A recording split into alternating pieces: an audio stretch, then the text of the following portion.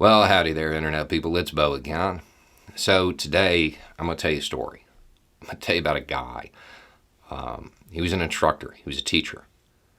And every single person that I have ever met who was instructed by this guy said that he was just inspiring. Inspiring. He was somebody who was foundational to them changing and to them really seeking to strive to hit that next level.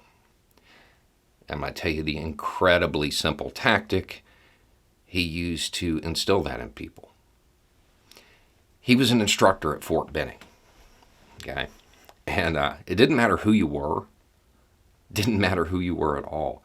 He called everybody Ranger. Everybody. Somebody walked up, needed something. What you need, Ranger? Everybody. Now, keep in mind, a lot of these guys, they're not even soldiers yet. They haven't even been through the training that would allow them to legitimately call themselves soldiers. And he's calling them Ranger. Now, if you don't know, becoming a Ranger is not an easy task. And at Fort Benning, oh, it's a big deal. I mean, it's a big deal anywhere, but especially at Fort Benning. Because all these new recruits, they know. They know that they're there. And that expectation gets set. He puts it out there that he believes that every single one of them can make it. Every single one of them has that capability. He set that expectation just by using that word, by treating it as if that's what they wanted. And not just was that what they wanted, they could achieve it. So much so that he was already calling them that. And I'm not joking when I say that every single person I know who was instructed by this guy mentioned it at some point. To the point where I don't even know this guy's name. But I know a whole bunch of people who have talked about, the guy that called everybody Ranger. It's incredibly effective, and it doesn't take a whole lot. The reason I'm telling you this is because somebody asked me. They're like, how do you expect people to understand that what Millie did was right when a whole lot of them won't even admit that what Trump did was wrong? This is why. This is why when I make videos like that, I come from a place of assuming that that group of people who is tuning into this channel to get an alternate viewpoint are doing so because they want to get better.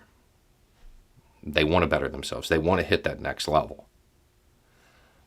Coming from that assumption, just like that instructor, I know, statistically speaking, most of them aren't going to make it.